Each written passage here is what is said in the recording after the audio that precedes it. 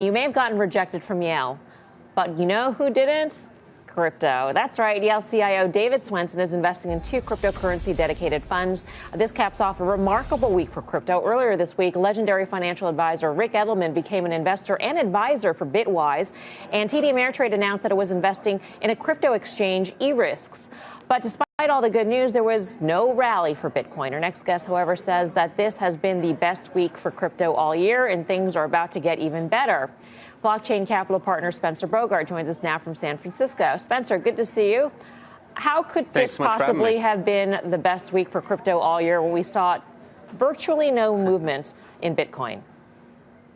Sure, I'd say it's a function of the market. I mean, look, towards the end of last year when we're in the peak of this bull market, bad news seemed to have no effect on the markets. And I'd say now we're seeing the other side of that, where we have a week of amazing news with TD, Ric Edelman, and Yale, and it has almost no effect on price. But what I think is important is that these are the important building blocks to leading more institutional capital into the space.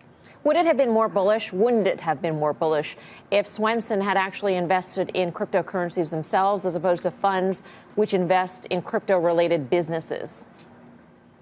Absolutely. I definitely think that that's the next step that we'll start to see endowments take, is to go direct into the markets. But I think for now there's a lot of uncertainty about what will be the winners. And so it makes more sense to deploy to a fund. And plus, for a lot of them, they're not quite yet to deal with some of the service providers, some of the custodians and accountants that you would otherwise want to see with something like an endowment. When you take a look at the price action, Spencer, what makes you think that the next catalyst, the next great headline is actually going to be a catalyst when we had 3 great ones this week and nothing happened? At what point do you say, you know what, maybe this trade's not working?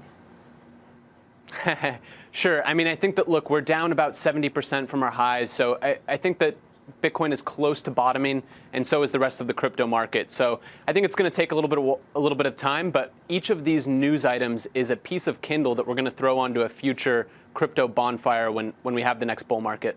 Hey, Spencer, it's Tim. So if you fell asleep for the last 6 months, you'd feel like nothing had happened in the liquidity or the traded markets. But how about a bonfire in the private markets? Give us some insight of what's going on in the VC world, because my guess is it's very different than what we see in the Bitcoin chart on a daily basis. Sure. I mean, I'd say overall, the private markets are lacking the public crypto markets by just a couple of months. So when we started to see the public crypto prices come down, we started to see the valuations and the raise sizes on some of the private deals going on also come down. But it took a little bit of a lag. And I'd say that's still occurring today. And I'd expect for those to continue coming down over maybe the next 6 months or so. All right. Spencer, thanks so much for your time. We do appreciate it. Spencer Bogart, Blockchain Capital. Always great to see you. Carter, I want to go to you on this chart. I mean, it almost as though it stopped trading. I mean, literally, it's like flat as a board. I don't see anything particularly directional. Sometimes things are in equilibrium price. It doesn't look here and now as though there's any imminent weakness or strength. It's just there. It's buyers and sellers are matched off evenly. Huh. But I would argue that this is bullish for Bitcoin. I mean, ultimately, putting in this kind of a base with the kind of volatility we had, actually seeing some stability in the price. But it's really like it has held this level during some bad times. I would prefer to be half full on the glass there. What's that saying that Luis Yamada likes to? The longer the base, the higher in space. Yeah. I don't know about the outer part, but I think you can interpret that in many ways. By the way, I will. I think that it refers to a long base on a chart, and it could break out. And I would say, is that the way you see this chart? I would push back on Luis Yamada's Spinal Tap reference by saying, market doesn't give you a long time to sell the highs, or in this case, buy the lows. We've been at this level for quite some time. Leads me to believe there's one more washout to the downside. And also, when Louise is talking about that, she's talking about huge long bases over a multi-years, not 6 months. No, but this is if you think about Bitcoin and its trading history and the volatility in that, this is an extraordinary period. I mean, even the guys that said, hey, we're still up year over year would point out that this lack of volatility is extraordinary. Doesn't it matter in terms of examining past bases?